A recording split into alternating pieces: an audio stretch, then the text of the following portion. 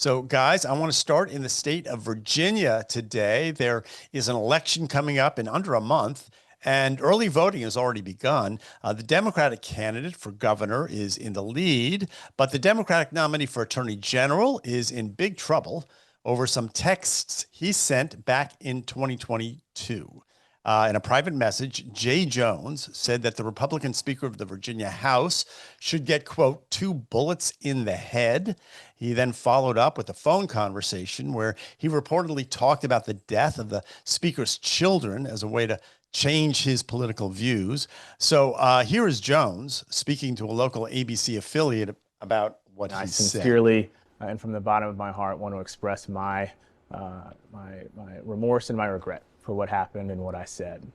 That language has no place in our discourse, and I am so remorseful for what happened. I thought the fact that he said what he said, in my opinion, is disqualifying, particularly in this era of political violence. My job as Attorney General is to stop violence.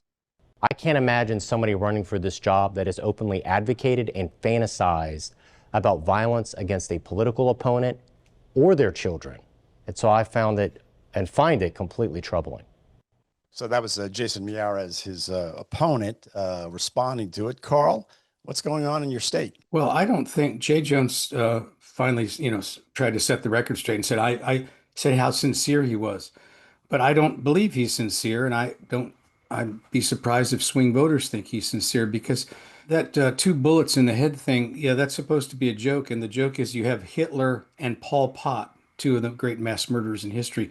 And you have 2 bullets in your gun. And the joke is both bullets go to a Republican Speaker of the House who's a traditional conservative, nothing wrong with him. And then this person who he was sending the text to is a Republican, a moderate Republican lawmaker who has worked with Jones before. And she called him and said, "I'm disturbed." He doubled down and he said, "Well, you kill these people, She said, "Well, you're wishing his wife and children dead." So, well, they're raising little fascists, and it's not just a misstatement. It's an ugly way of thinking that has led us to the point where we are now. And if you see these statements, Andy and Tom, you'd think, what do these people want? A civil war? Because this is just, you wish half the country dead, and you're going to be the top law enforcement officer in Virginia. It is disqualifying, or should be.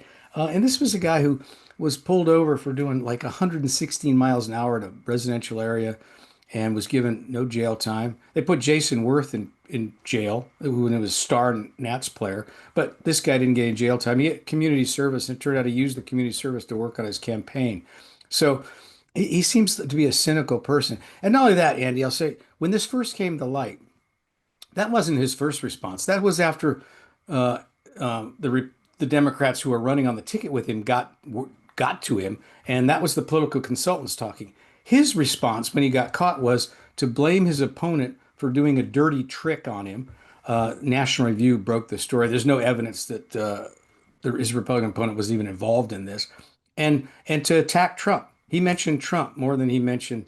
I'd be surprised if Trump ever heard of this guy. Well, he probably has now, but so he's a cynical person, and he's full of bile and I guess hate's not too strong a word. So it's highly disturbing. The Washington Post had to write about it. All right, stop filibustering. I want to get in on this. Yeah. Tom? Okay. Tommy, you're up.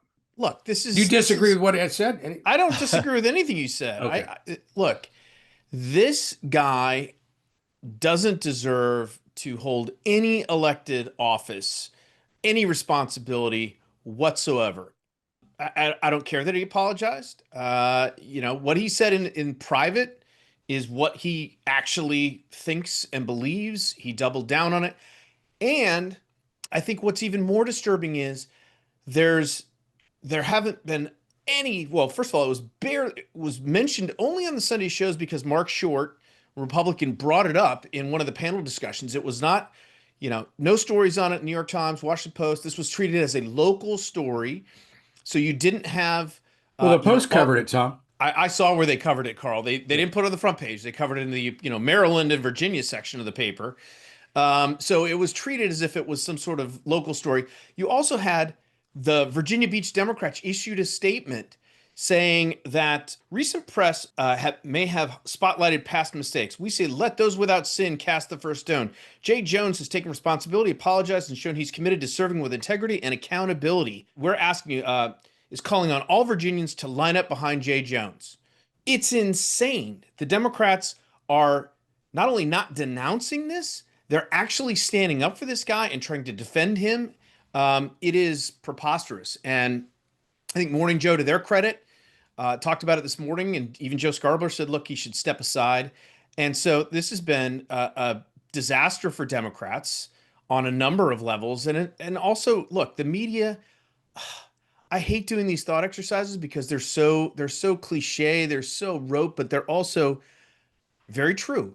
If a Republican had done this and said this about a Democrat, it would have been a national story, a media frenzy for the past 72 hours. It would have led all the Sunday shows. It would have led the New York Times and the Washington Post on the front page. It would have been on MSNBC 24/7 nonstop. So this double standard, it has to stop. It's one of the reasons that we're in the place that we're in, because Democrats are given a pass when they say this incredible shit. They have to be held accountable. This guy should not be running for office. Okay, well, 6 minutes into the week, and we've got Tom's first media rant. I'm out sorry. Of the way. I sat on this all weekend, you guys, and it just kept getting worse and worse. And like, where are Abigail Trump, Spanberger has sort of Tom's like Jay Jones. So Jay Jones is caught doing something wrong. Who does he blame? Trump. So Jay Jones is dropped. Seriously, how dare you compare Jay me to Jones this guy, is caught, Carl? Come on. Caught out being a real jerk. Come on. And who does Tom blame? The media. Are you saying the media doesn't deserve any blame for this? I don't know. Well, are you saying there's not a double standard involved, Carl? Well, first of all, kudos to National Review who reported this. Good reporting on their part. And by the way, there's reporting that there are more texts like this that we haven't seen. And if you've read anything about this case, you probably know that that's almost 100% true. Well, that's what I was going to ask you guys, because I didn't know that, Tom. But what I was going to say is, what are the odds this is the only time he's ever said anything like this? Yeah, sure. I mean, this is to a Republican. To a Republican, yeah, right. Yeah. How does he talk to Democrats? That's what I want to know. So Abigail Spanberger, who was the Democratic nominee for the governorship, has said that she talked to him sternly about this, but she has not yet. She scolded him, Andy. Scolded him, but she has not yet asked for him to step aside. Carl, how big a problem is that? Because looking at the RCP poll, we have her up 8.3 points, but Emerson, which is the most recent poll, I think in the survey, has her up by 5 points. But the reporting that early voting is sort of trending Republican. I mean, could this be a real factor in the governor's race? Well, she thinks it could be, which is why she has not asked him to step down.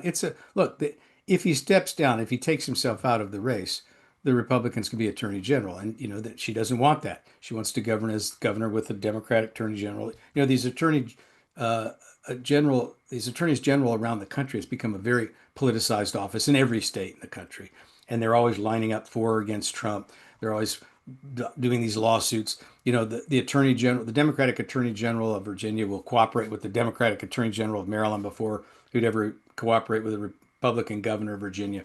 And so she has a problem on her hands, not of her own making. And I don't know if there's any way to finesse it. That's what she's trying to do. We record this show a couple hours before it goes on air. I wouldn't be surprised if he's gone by then. I give him 24 hours at most. This is untenable. There's no way that he can stay in this race because of the damage he's doing to the Democratic Party and to Abigail Spanberger. Yeah, I mean, Trump has called for his resignation.